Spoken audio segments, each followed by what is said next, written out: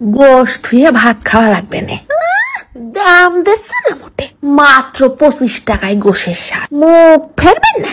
যারা জীবনে কোনোদিন ছয়া বড়ি ছুঁয়েও দেখিনি তারাও হামলায় পড়বে না গামলার মধ্যে। ছোট এক প্যাকেট দেখি পড়ে রয়েছে, মনেও নেই। প্রথমে আগে বক বক করে ঢেলে দিলাম গরম পানি, তারপর নিয়ে নিছি লেবুর একটা কোনা, দিলাম চিপড়ায় ফেলাই। এইবার চামচ দিয়ে কিছুক্ষণ নেড়ে চেড়ে নেব। রেখে দিতে হবে না 7-8 মিনিটের মতন। তারপর সয়াবড়ি গুলো যেই কাঁচের গুলিতে ফুটবল সাইজের হয়ে গেছে তখন ঠান্ডা হলে আবার চিপড়াই নেব। মন চালিয়ে এই সময় ছোট ছোট করে কাইটেও নিতে পার, তোমার ইচ্ছা।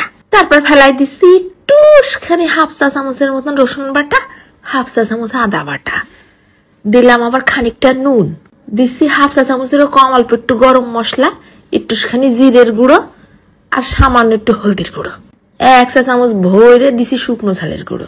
তারপর নিছি 2 টেবিল চামচের মতন কর্নফ্লাওয়ার, খানিকটা পানি ঢেলে আবার ছলছল করে নেব। তোমরা এই কর্নফ্লাওয়ারের জায়গায় চালের গুঁড়ো মারতে পারো, কোনো সমস্যা নেই। চাইলে মারলাম সয়াবড়ি গুলো, তারপর আলতো করে মাখাই নেব। মশলাটা একেবারে শুকোয় সয়াবড়ির গায়ে গায়ে লেগে যাবে না। রেখে দেই 10-15 মিনিট। এইবার নিয়ে নিছি 3টে টমেটো, পাছাটা কাটে মাঝখান দিয়ে ফালি ফালি করে নিচ্ছি। আবার নিলাম আবার কয় কোয়া রসুন, গরম তাওয়ার পর দিলাম ফেলাই, পাশেই দিচ্ছি টমাটুমের ফালি। কিছুক্ষণ আগে নাড়ে চাড়ে পুড়াই নিয়ে ঢাইলে দেবো টেবিল খানিক সর্ষের তেল। এবার একটু ভাজা ভাজা করে নেই, ঘিরানটা বেশ ফাইন হবে না। টেনশন নেই, ভাজতে ভাজতেই কিন্তু সিদ্ধ হয়ে যাবে না। টমাটুমের গাছ চামড়াটা আবার টাইনে টাইনে খুলে ফেললাম। তারপর ঘপ ঘপ করে ঢেলে দিচ্ছি কড়াইয়ের মধ্যে বেশ কিছুটা সয়াবিন তেল। তেল গরম হয়ে আসলে ঢাইলে দেবো সয়াবড়ি। বেশ মিডিয়াম আছে সময় নিয়ে মুসমুসে লাল লাল করে ভাজতে হবে, একদম ক্রিস্পি ক্রিস্পি হয়ে যাবে। নামানোর পর শব্দ শুনবে নাকি?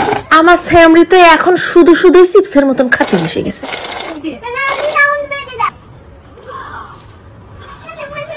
এরপর নিয়ে নিছি টমাটো আর রসুন। আগে প্রথমে ডইলে এই দুটোরে ছল্লি বল্লি করে মাখাই নেই, পুরা পুরা ঘিরান যারটা আসতেছে না।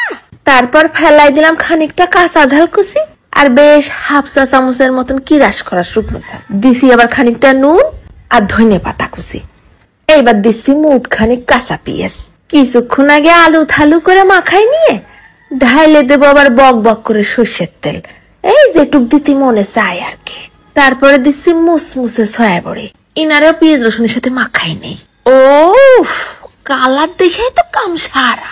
নিয়ে নিছি গরম ভাতের মধ্যে পুরা টমাটো আর পুরা রসুনের ঘিরান আসতেছে, সাথে গরম মশলা মাখায় মুসমুসে সয়াবড়ি ভাজা।